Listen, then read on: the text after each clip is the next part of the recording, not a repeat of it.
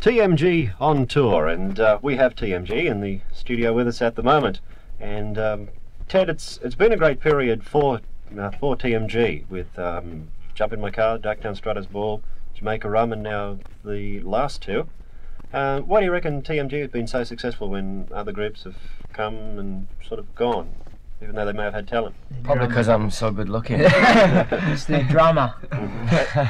I don't know, it's hard to say. Maybe we had a good start in putting things out when it was maybe just right. Maybe the company had the records out just at the right time.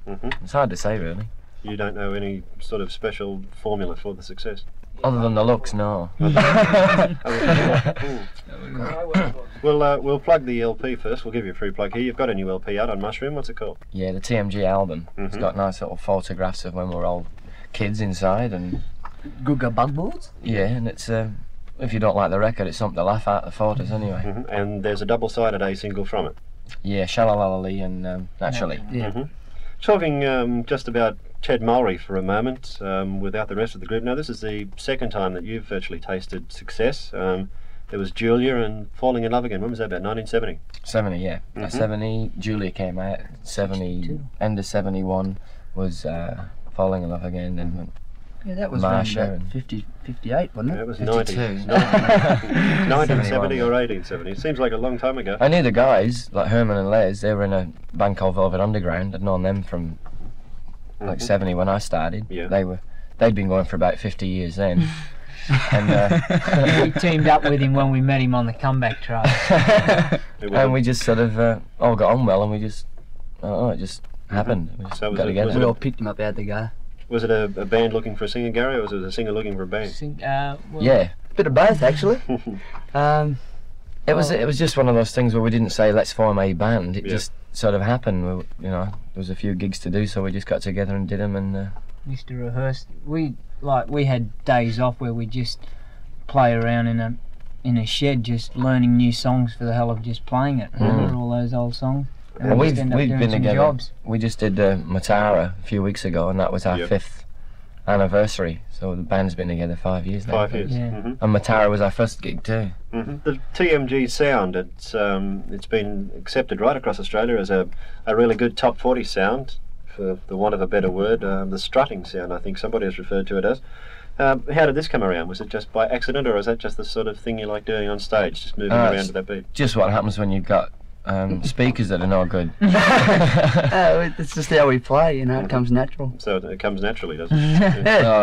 Oh, All right. well, there's a pun. Sorry. Do you prefer to write your own material, or you look at old songs that you may be able to revive, like Darktown Strutter's Ball? I think. There's a few old songs around that you could do that are good, that you could still do nice things with, like put a bit of beef in them. They'd probably come up all right. Dinah. But yeah, but I think on the whole, it's just the writing thing is just a hobby anyway. I mean, it's just something I like doing. But we do prefer to write our own To do your material, own I stuff, think. uh-huh.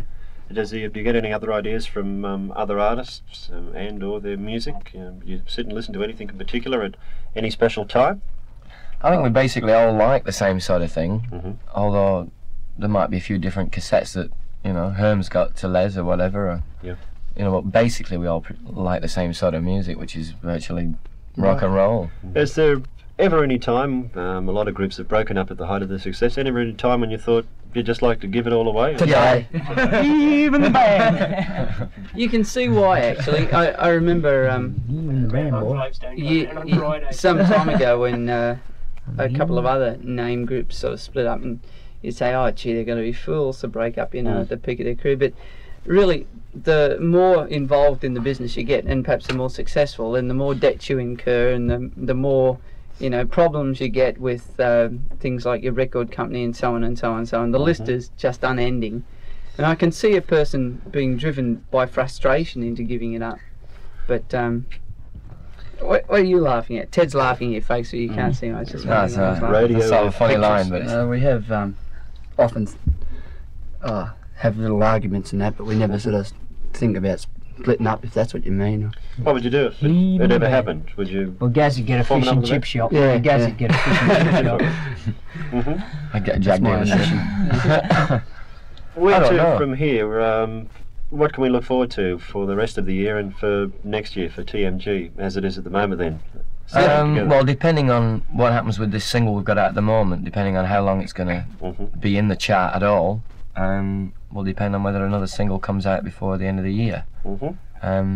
If it dies in the clacker soon, we'll have to put out another one. It's got 2 chances actually, but why the double A side? Was it just because you liked both the songs and couldn't decide? Right. A lot of stations that had played the album, there was people saying, we like this one, we like that one, this one, that one. And those 2 sort of came up pretty heavily in the conversation, and we just didn't know which to put as the A side or the B side, so made them both A sides. Yeah. We hope the tour does go well for you. Thanks for talking to us, Herman, Gary, Les, and Ted from TMG. Thanks.